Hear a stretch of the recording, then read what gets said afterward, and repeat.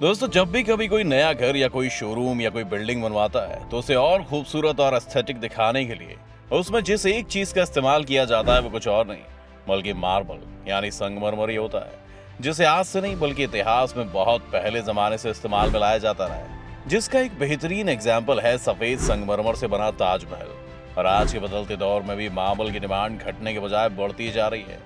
आज भी कई हिस्टोरिकल बिल्डिंग्स को क्लासी लुक देने के लिए लोग अलग अलग तरह के मार्बल्स का इस्तेमाल करने लगे हैं, जिनकी कीमत भी उसी के हिसाब से महंगी होती जा रही है। लेकिन फ्लोरिंग से लेकर दीवारों तक चढ़ाए जाने वाले इस मार्बल को आखिर बनाया कैसे जाता है? क्या किसी को ये पता है कि इसे जमीन से निकाला जाता है? अब कुछ लोग कहेंगे कि इसे तो पत्थरों से बनाया जाता है, लेकिन सिर्फ इतना कह देने पर से काम नहीं चलेगा। मार्बल के खदान से निकलकर आपके फ्लोर तक पहुंचने की कहानी होती है। इसलिए आज के इस वीडियो में हम आपको बताने वाले हैं कि मार्बल की माइनिंग कैसे की जाती है और उसे फिर कैसे अलग अलग कामों के लिए तैयार किया जाता है। मार्बल की माइनिंग का पूरा प्रोसेस जानने से पहले आप ये जान लीजिए कि इंडिया में राजस्थान, मध्य प्रदेश और बैंगलोर के मार्बल्स अपनी क्वालिटी की वजह से बहुत डिमांड में रहते हैं। ये तीनों शहर मार्बल के लिए इंटरनेशनल मार्केट में एक बड़े नाम हैं। इसीलिए यहाँ से न सिर्फ पूरे इंडिया में बल्कि कई दूसरे देशों में भी मार्बल्स भेजे जाते हैं। हालांकि आप दुनिया के किसी भी कोने में क्यों ना चले जाएं, लेकिन मार्बल्स को खदानों से निकालने से लेकर उसके प्रोसेसिंग तक का पूरा काम एक जैसा ही होता है। थोड़ा साइंटिफिक होकर समझें तो ये मार्बल बेसिकली कैल्शियम कार्बोनेट होते हैं, जो कि चूना पत्थर का ही म्यूटेटेड फॉर्म होता है। अब आप में से कुछ लोग पत्थर के नाम से समझ लेते होंगे कि इसका भी कोई पहाड़ होता होगा जहाँ से काट कर इसे लाया जाता है। तो आपकी जानकारी के लिए बता दें कि मार्बल जमीन के ऊपर नहीं बल्कि जमीन के बहुत नीचे पाया जाता है। जी हाँ दोस्तों, सही से नाम है। इसीलिए उसे जमीन से निकालने के लिए जमीन के अंदर गहरी खुदाई करनी पड़ती है। इस पूरे प्रोसेस में सबसे ज्यादा लेबर टाइप का काम खुदाई में लगता है। फिर क्या एक बार आप जमीन के नीचे पहुंच गए तो फिर निकालते नहीं किसी शाहजहां की मॉडर्न मुमताज के लिए कजारिया का टाइल्स, लेकिन खुदाई भी अपने आप में एक टेढ़ी कीर है भैया। पहले ऊपरी खुदाई करने के बाद उस जगह को कई सारे लेयर्स में बदला जाता है। हर लेयर की अपनी हाइट होती है, जो कि 8 मीटर या उससे भी ज्यादा की हो सकती है। और फिर शुरुआत होती है ड्रिलिंग की। अब जब मार्बल के वास्ते खुदाई हो जाती है तब सबसे पहले वैगन ड्रिल की मदद से मार्बल के बड़े बड़े ब्लॉक्स को काटा जाता है। इसके बाद आता है दूसरा प्रोसेस, जिसे डिटैचमेंट फेज कहते हैं।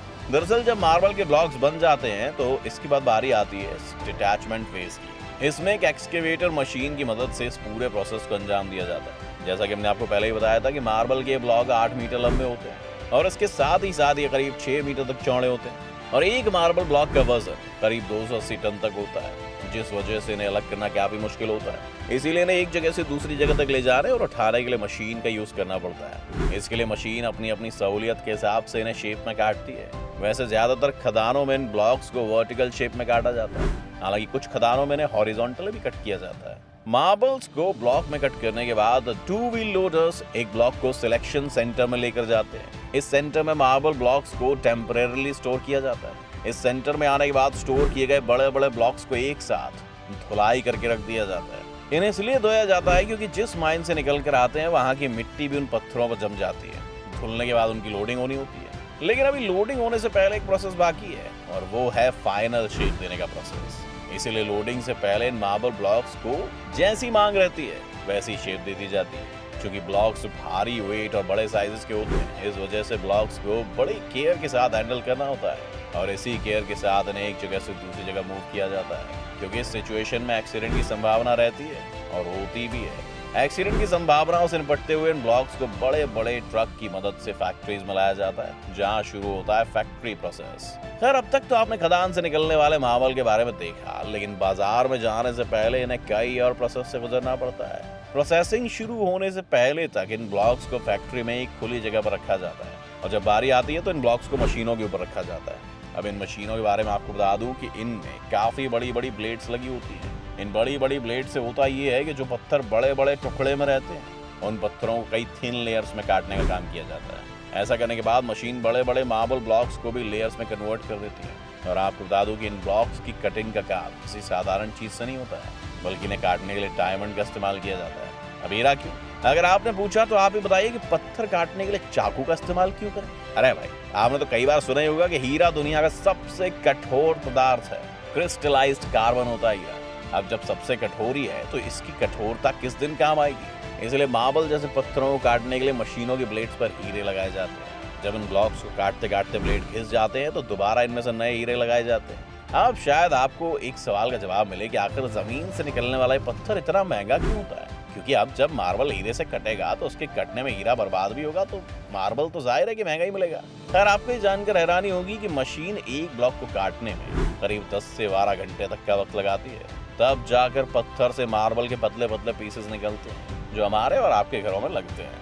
मार्बल की फैक्ट्री में पानी का भारी मात्रा में इस्तेमाल किया जाता है। मशीन में लगातार प्रेशर से पानी छोड़ा जाता है जो न सिर्फ मार्बल को साफ रखने का काम करता है बल्कि कटाई में भी मदद करता है। इसी काम के चलते पानी का बर्बाद होना आम बात है दोस्तों, पर अब फैक्ट्री में पानी को फिर से इस्तेमाल कर लिया जाता है और वो लोग एक रिजर्वायर तैयार करके रखते हैं। अब जब मार्बल की कई लेयर्स बन जाती हैं तो उन्हें बड़ी सावधानी से अलग करके खुली जगह में बिछा दिया जाता है। इसके बाद इन लेयर्स को पानी डालकर ये चेक किया जाता है कि कहीं इन लेयर्स में कोई क्रैक तो नहीं आ गया है। क्रैक होने पर पानी मार्बल की लेयर से लीक होने लगता है, जिससे उन्हें खराब पीस कहकर अलग कर दिया जाता है। इसके बाद केमिकल के जरिए उस क्रैक को भरा जाता है और इस केमिकल को लगाने के बाद मार्बल पहले से भी ज्यादा मजबूत बन जाते हैं। केमिकल लगाने के बाद इन लेयर्स को 10 से 12 घंटे तक के लिए सूखने दिया जाता है, जिसके बाद इन्हें परफेक्ट शेप दी जाती है। इसके लिए मार्बल लेयर्स की साइड से भी कटिंग की जाती है ताकि ये चारों तरफ से एक ही शेप में दिखे।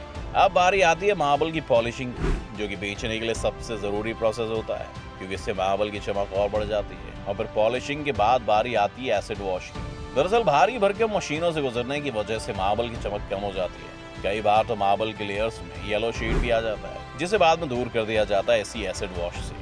वर्कर्स खुद एसिड से मार्बल की लेयर्स को वॉश करते हैं। हालांकि जिस एसिड का इस पूरे प्रोसेस में यूज किया जाता है वो काफी डाइल्यूटेड होता है, जिसके लिए उसमें पानी मिलाया जाता है ताकि एसिड मार्बल को किसी तरह का नुकसान न पहुंचाए और ना ही वर्कर को। बस अलग अलग पॉलिशिंग होने की वजह से इन्हें अलग अलग कलर दिया जाता है और इन कलर्स की वजह से ही कुछ मार्बल ज्यादा महंगे तो कुछ सस्ते बिकते हैं। यहाँ एक बात ध्यान देने वाली है कि मार्बल में जो अलग अलग डिजाइनिंग बनी होती है वो डिजाइनिंग देने का काम अलग अलग मशीनों की मदद से दूसरी फैक्ट्रीज में किया जाता है। हालांकि पत्थरों की जो नेचुरल डिजाइन होती है वो मार्बल फैक्ट्री में बन जाती है, जिसे आप 4 मार्बल के पत्थरों को एक साथ जोड़कर भी देख सकते हैं।